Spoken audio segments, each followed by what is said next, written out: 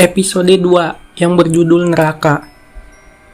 Semua pemain yang mati dikumpulkan, lalu dibakar mayatnya. Terlihat Ji-hoon yang berterima kasih pada orang yang menyelamatkan nyawanya. Lalu, tak lama kemudian, para panitia datang dan mengumumkan kalau pemain yang tadinya 456 kini tersisa 201 pemain. Para pemain meminta untuk dihentikan permainannya karena takut nyawa mereka akan melayang. Panitia pun membacakan pasal-pasal di permainan itu, yang dimana pasal 3, yaitu permainan akan dihentikan jika mayoritas setuju. Lalu para pemain pun meminta untuk pengambilan suara. Sesuai keinginan para pemain, akhirnya panitia pun setuju untuk pengambilan suara. Tapi, sebelum pengambilan suara dimulai, panitia mengumumkan jumlah hadiah di permainan pertama sesuai janji. Karena pemain yang mati berjumlah 225 orang, dan setiap pemain yang mati mempertaruhkan uang 100 juta won, dan hadiahnya di permainan pertama berjumlah 25, miliar won. Jika mereka berhenti bermain, uang 2,5 miliar won tersebut akan dikirim ke keluarga pemain yang tereliminasi, masing-masing mendapatkan 100 juta won. Mikir lagi lah ya kan mereka, aduh ini gimana, jadi berhenti nggak ya? Sampai pada akhirnya pengambilan suara pun dimulai.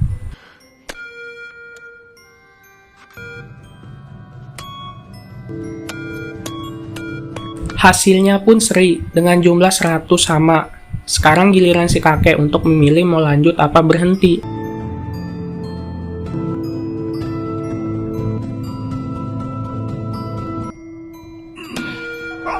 Si kakek pun memilih berhenti. Mayoritas pemain memilih untuk menghentikan permainan. Oleh karena itu, permainan kini dihentikan. Setelah kesepakatan itu, para peserta pun akhirnya dipulangkan kembali ke daerah mereka masing-masing. Keesokan harinya, Ji-hoon memutuskan untuk pergi ke kantor polisi dan melaporkan sindikat permainan yang kejam sebelumnya. Ia pun menceritakan semua kejadiannya sejak awal mereka dibawa sampai kembali dipulangkan.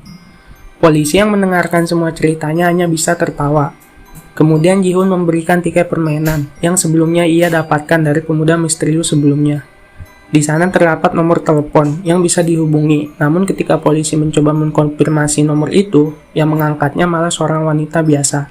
Hal itu pun membuatnya marah ke Ji-hoon dan menganggapnya telah gila. Tak lama kemudian, seorang polisi bernama Junho baru saja tiba di kantor polisi tersebut. Entah apa alasannya dia terlihat tertarik ketika melihat tiket permainan yang dibawa oleh Ji-hoon.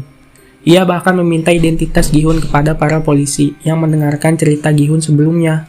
Junho sepertinya mengetahui sesuatu yang janggal dari permainan tersebut. Tak disangka, ia juga memiliki tiket yang sama persis seperti punya Ji-hoon. Tiket itu diketahui milik kakaknya yang sudah lama menghilang. Junho pun merasa pasti kakaknya ada di tempat permainan tersebut. Kembali ke Ji-hoon yang pulang ke rumahnya, ia merasakan kebingungan mencari ibunya. Ternyata ibu Ji-hoon saat ini dirawat di rumah sakit karena menderita penyakit diabetes akut. Bahkan, dokter menyarankan kepadanya untuk segera melakukan operasi. Namun sang ibu justru malah memilih untuk pulang karena tak sanggup membayar seluruh pengobatan di rumah sakit. Hal itu pun membuat Ji-hoon sedih dan kecewa pada dirinya sendiri. Ia bahkan nekat meminjam uang pada mantan istrinya demi bisa membayar pengobatan ibunya. Namun, yang ia dapatkan malah hinaan dari suami baru mantan istrinya yang juga bahkan melarangnya untuk menegaki putri kandungnya sendiri. Hal itu pun tentu membuat Ji-hoon marah dan langsung mengajar lelaki tersebut. Kini Ji-hoon pun sadar bahwa apa yang dikatakan panitia permainan tersebut benar adanya. Dunia luar jauh lebih kejam dari apa yang terjadi di dalam sana. Mereka akan tetap dikejar hutang dan mati di tangan rentenir.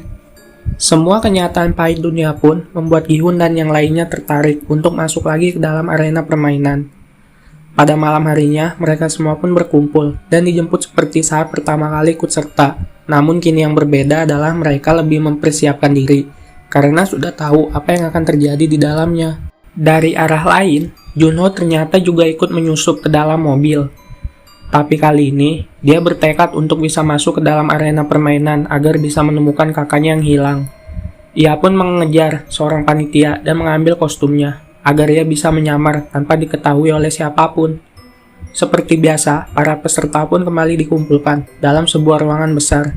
Namun tak diduga, ada beberapa dari mereka kali ini datang dengan persiapan, yaitu membawa sebuah senjata atau barang-barang kecil yang mereka perlukan. Dari 201 peserta awal, kini tersisa 187 orang. yang memutuskan untuk ikut serta kembali, yang berarti hadiahnya juga semakin bertambah. Di waktu yang sama, Junho yang kebingungan juga kini harus menyamar menjadi panitia di dalam aula permainan tersebut. Pada malam harinya, Sebyong yang membawa pisau kecil pergi ke toilet dan mencoba menyusup lewat ventilasi dengan bantuan Miryong. Ia pun berhasil masuk ke dalam ventilasi dan melihat apa yang terjadi di ruangan lainnya. Di sana ia melihat bahwa para panitia sedang membuat gulali berskala besar. Namun ia tak tahu apa yang akan dilakukan dengan semua gula tersebut. Keesokan harinya, para pemain pun bersiap dan dikumpulkan untuk memainkan permainan yang kedua. Sebelum memulai permainan, Sang-ho bertanya kepada Sebyong tentang apa yang ia lihat kemarin malam. Ia pun berkata bahwa permainan kali ini pasti merupakan permainan masa kecilnya. Sedangkan Sebyong yang berasal dari Korea Utara pasti akan kesulitan. Oleh sebab itu, Sebyong pun memberitahunya bahwa ia melihat para panitia membuat gulali. Setelah mendengar hal itu, Sang-ho pun langsung teringat akan permainan masa kecilnya, di mana terdapat lelehan gula yang diberikan dalam bentuk yang berbeda-beda. Tugas mereka adalah mencetak gula tersebut sesuai dengan bentuknya. Itulah mengapa ia sengaja mengambil bentuk segitiga karena merupakan bentuk yang paling mudah. Namun, anehnya Sang-ho tidak memberitahu teman-teman tentang hal itu dan malah membiarkan mereka memilih bentuk-bentuk yang sulit. Seperti contohnya Gi-hun mengambil bentuk payung, dan kakek Ilnam mengambil bentuk bintang. Peserta memiliki waktu 10 menit untuk menyelesaikan permainan kali ini. Bagi peserta yang gagal membuat bentuk yang sesuai, maka mereka akan langsung dieliminasi atau ditembak. Hal itu pun membuat peserta yang lain panik dan semakin ketakutan. Mereka semua berusaha keras mungkin untuk mendapatkan pola yang diinginkan. Kemudian terlihat Miryong yang memanfaatkan korek apinya untuk memanaskan jarum agar gulali itu bisa lebih mudah dilelehkan. Peserta yang mengambil bentuk mudah satu persatu berhasil menyelesaikan misi dengan aman. Namun yang menjadi masalah adalah para peserta yang mengambil bentuk-bentuk paling sulit, ditambah mereka juga dikejar oleh waktu yang semakin berkurang.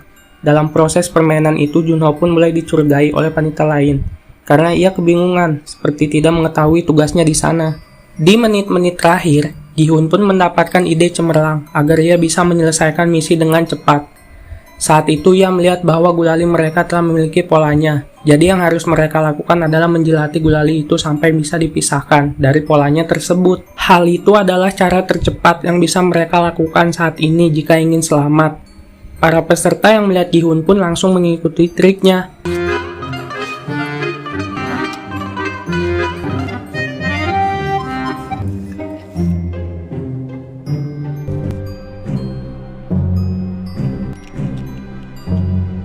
Tak disangka, hal itu pun sangat membantu mereka, sehingga beberapa peserta termasuk Gi-hun dan kakek Ilnam berhasil menyelesaikan misi dengan aman.